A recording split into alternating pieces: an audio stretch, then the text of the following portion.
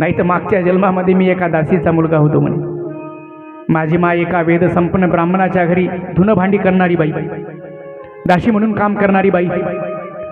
मी थोडा मोठा होतो, माझा जन्म झाला होता, थोडा मोठा होतो, माझे वडील वारले. माझी माय रडायला लागली, विचार करायला लागली, आता माझा म्हातारपणाचा आधार कोण आहे? हा माझा मुलगा आहे, याला वाढवलं पाहिजे, मोठं केलं पाहिजे. म्हणून माझी माय एक दिवस मला घेऊन एका वेद संपन्न ब्राह्मणाच्या दारामध्ये गेली. त्याला सांगितलं, महाराज हा माझा मुलगा आहे, याला वाढवायचंय, याला मोठं करायचंय, कारण हेच माझी म्हातारपणाची काठी आहे, हाच माझा म्हातारपणाचा आधार आहे, याच्या आश्रयानं मला जीवन व्यतीत करायचंय. महाराज याला जगवायचंय, मोठं करायचंय, म्हणून मला काम द्या. त्या ब्राह्मणाला दया आली माझ्या मायची. त्यानं सांगितलं, रडू नको, येत जा माझ्या घरी.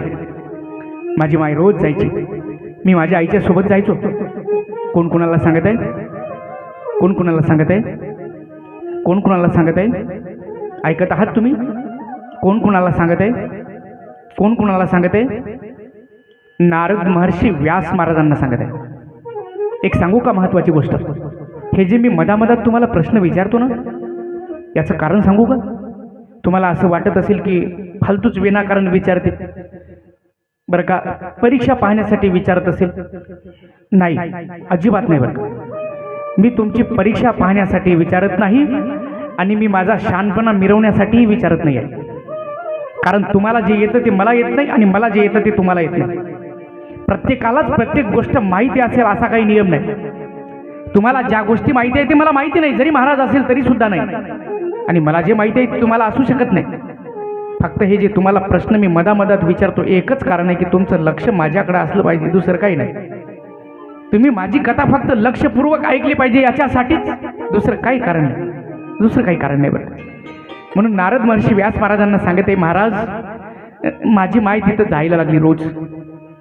मी माझ्या आईच्या सोबत जायचो, दिवसामागे दिवस जायला लागले महाराज. आणि चतुर्मासाच्या निमित्ताने 4 साधू त्या ब्राह्मणाच्या घरी आले. त्या साधूची सेवा करायचं काम माझ्या आईकडे आलं. माझी आई त्यांचे कपडे धुवायची, त्यांची भोजनाची व्यवस्था करायची. मी सुद्धा माझ्या आईला मदत करायचो. ज्यावेळेस ते महाराज लोक भजन करायचे, मी त्या ठिकाणी बसत होतो, त्यांना मदत करत होतो. त्यांना पाणी आणून द्यायचो पूजेसाठी, त्यांना फुल आणून द्यायचो, त्यांना चंदन उगाळून द्यायचो, सगळी मदत करत होतो. ते महाराज लोक नामचिंतन करत बसले की मी ऐकत होतो. महाराज त्या नामचिंतनाचा परिणाम असा माझ्या अंतकरणातला एक एक विकार बाहेर पडायला. महाराज 4 महिने संपल्यानंतर त्या महाराज लोकांनी मला जवळ बोलवून सांगितलं, रामदास आता चतुर्मास संपला, आम्ही आमच्या स्वस्थानी निघून जातो, आमच्या आश्रमाच्या ठिकाणी. त्या महाराज लोकांनी हे शब्द वापरल्यानंतर माझं अंतकरण भरून आलं. महाराज मी त्या महाराज लोकांना मिठी मारली, सांगितलं, महाराज नका जाऊन, महाराज मला सोडून. महाराज या 4 महिन्यामध्ये तुमच्या संगतीत जे आनंद मला मिळाला, जे सुख मला मिळालं, ते इतरांच्या संगतीत नाही. महाराज मला सोडून जाऊ नका ना, महाराज जाऊ नका ना. आणि जर तुम्हाला जायचं असेल तर मला तुमच्या सोबत येऊ द्या. त्यावेळेस त्या महाराज लोकांनी सांगितलं, रामदास आमच्या सोबत यायचं आहे का रे? मी सांगितलं हो. मग तुझ्या आईला विचार म्हणे. माझी आई बाजूला उभी होती. मी माझ्या आईच्या जवळ गेलो, सांगितलं, आई जाऊ का या महाराज लोकांच्या सोबत? माझ्या माईनं मला जवळ घेतलं, मिठी मारली, माझ्या पाठीवरून हात फिरवला आणि सांगितलं, रामदास अरे तुझे वडील वारले त्यावेळेस तू लहान होता, माझी जगण्याची इच्छा संपली होती, तुझा ते चेहरा पाहिला आणि जगण्याची इच्छा मनात प्रकट झाली. अरे रामदास मी त्याच वेळेस ठरवलं होतं की माझा म्हातारपणाचा आधार जर कोण असेल तर हा माझा मुलगा आहे, हीच माझी म्हातारपणाची काठी आहे. अरे तुझ्या आश्रयानं जीवन जगायचा मी निर्णय घेतला होता. रामदास तू जर मला एकटं टाकून निघून गेला तर मी कुणाच्या आश्रयानं जगू रे? ए रामदास मला कुणाचा आधार आहे रे तुझ्याशिवाय? रामदास नको ना जाऊ रे, या मायला एकटं टाकून नको ना जाऊ. रामदास नको ना जाऊ. महाराज माझी माय रडायला लागली. माझ्या माईचं रडणं त्या महाराज लोकांनी पाहिलं आणि सांगितलं, रामदास तुझ्या जाण्यामुळे जर तुझ्या आईला दुःख होत असेल तर तू आमच्या सोबत येऊ नको.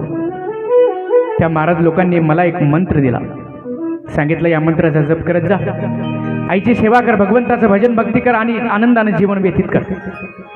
ते 4 महाराज लोक उत्तर दिशेला निघून गेले. मी माझ्या आईच्या सोबत घरी आलो, राहायला लागलो, आईची सेवा करायला लागलो, भजन भक्ती करायला लागलो. दिवसामागे दिवस निघून गेले. एक दिवसचा प्रसंग आहे, रात्रीची वेळ होती, गडद अंधकार पसरला होता. गायची धार काढण्यासाठी माझी माय गायच्या गोठ्याच्या दिशेने निघाली. आणि अंधारात तिचा पाय एका सापावर पडला. महाराज, तो साप माझ्या मायला चावला. महाराज, माझी माय जाग्यावर गतप्राण झाली. मी रडायला लागलो. महाराज, माझ्या आईचा अंत्यविधी मी दुःखी अंतकरणानं आटोपला. सगळं पार पडल्यानंतर त्या महाराज लोकांची आठवण मला झाली. ज्या दिशेकडे ते गेले होते त्या दिशेनं मी जायला लागलो. लांबचा प्रवास, दूर दूरपर्यंत शोध घेत होतो. महाराज लोकांचा शोध मला घेता आला नाही, दिसले नाही. एक दिवसचा प्रसंग आहे. दुपारची वेळ होती. भरगुणामध्ये मी फिरत होतो. मला त्रास व्हायला लागला. एका सरोवरामध्ये स्नान केले. एका विशाल वृक्षाच्या बुंद्याला पाठ लावली, डोळे बंद केले. त्या महाराज लोकांनी दिलेल्या मंत्राचा जप करायला लागलो. महाराज, मंत्राचा परिणाम असा, माझ्या अंतकरणामध्ये परमात्मा प्रकट झाला.